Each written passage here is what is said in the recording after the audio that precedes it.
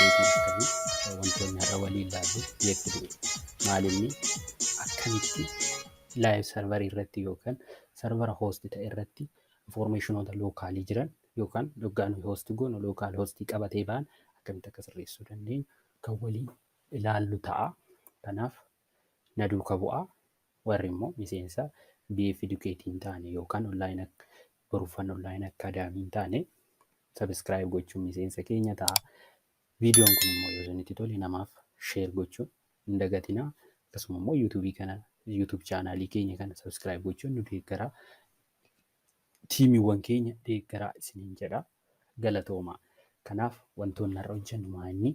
Amma wantoonni hojjennu inni jalqabaa weebsaayitii keenya irratti rakkoowwan lookaal hostii fi akkasuma slide sharing yeroo mul'achuu didu wantoota sirreessinu. Fakkeenyaaf kan akkanaa kan kun amma mul'achaa hin jiru jechuudha. Daataawwan asirra jiran kan warroota mul'achuu didan kan sirreessaa deemnaa jechuudha. Daataawwan akka barbaadamutti yeroo sirreessinu informationoota nu barbaachisan. Inni biraa immoo yeroo nuti lookaal hostii jennu dokumentii kana kilik gaafa godhu direct garam deemaa gara lookaal hostii yeroo inni deemu jira jechuudha.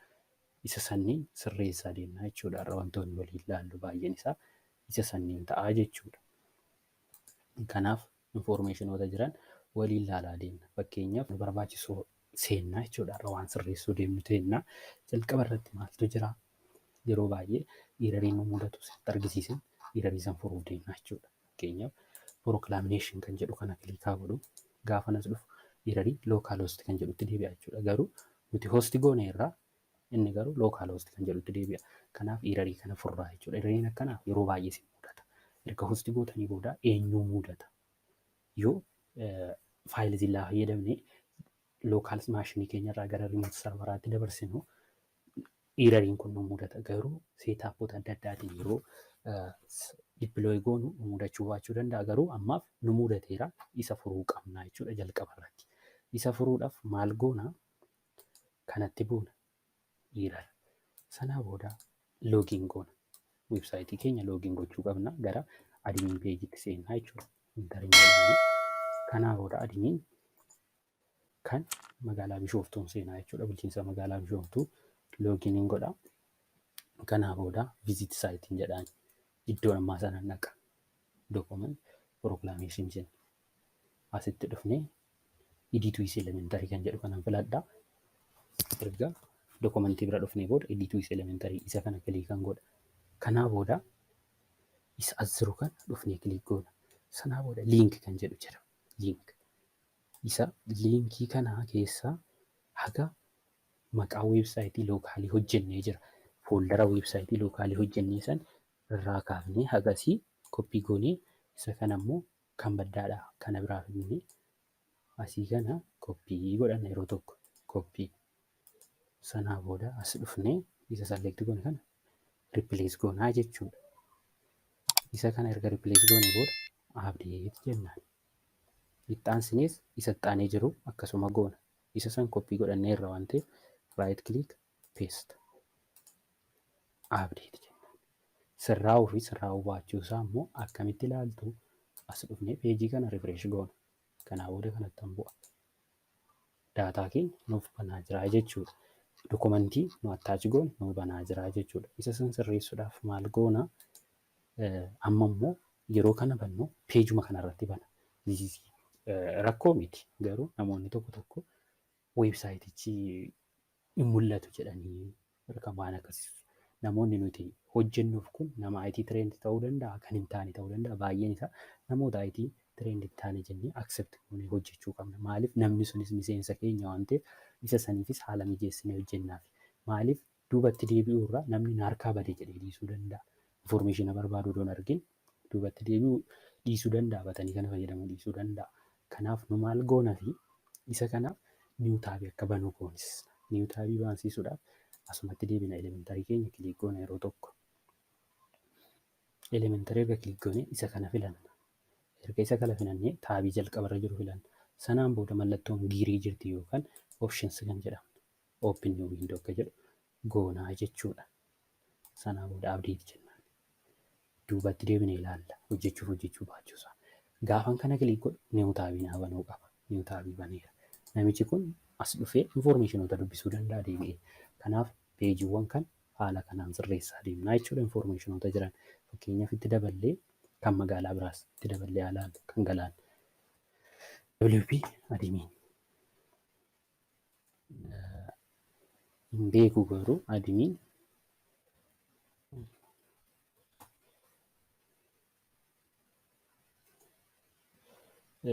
paaswoordii isaa hin beeku. Galaanii paaswoordii hin beekne isin beektu garuu beekuu hin dandeenye waan ta'eef bira darbuu dirqama natti ta'a jechuudha. Maaliif poostii gochuudha malee paaswoordii garuu jijjiiree daataabeezii irraa jijjiiruu hin danda'a. Ammaaf garuu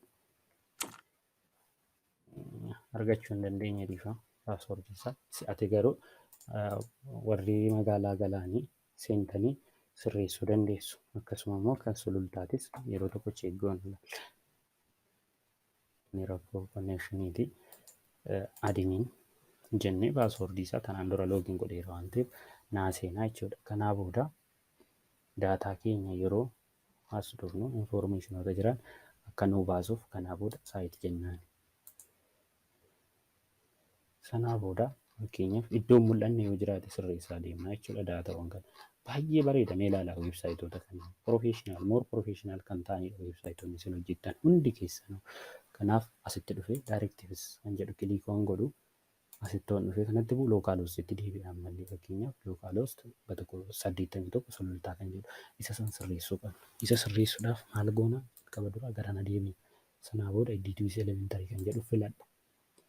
Kanaa booda yeroo hiirariin akkanaas hin mudatu yeroo hundaa akkuma kana gootanii furtuu jechuudha. Sanaa booda asittan bu'a.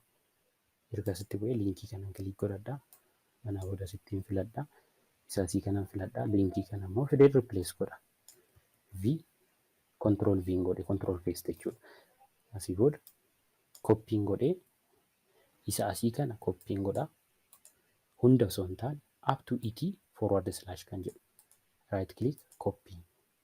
Fidee asitti right click paste.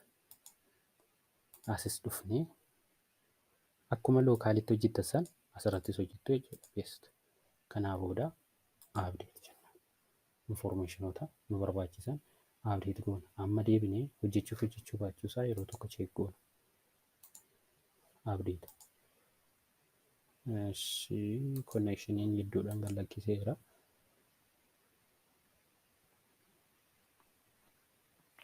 Isa kanaaf asitti dhufnee fakkeenyaaf kanuma cheekaa goonumaaf. Isuma jalqaba yeroo isin hundasaa itti guutaa deemtu jechuudha.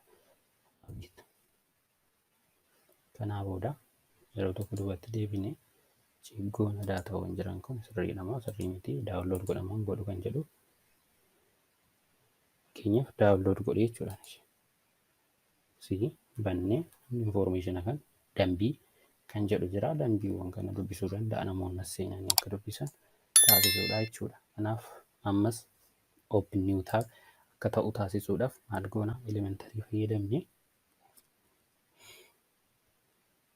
open jennee sanaan booda as dhufnee gira ikaniin tun jirti ishiitti buunee open new jennaan. Open in new window kan jedhu san filan update jennaan. Kanaa booda duubatti deebi'a yeroo tokko isaan booda as dhufnee gaafa laallu new taabii baneeraa jechuudha. Inni biraa asiin booda immoo wantoonni jiran fakkeenyaaf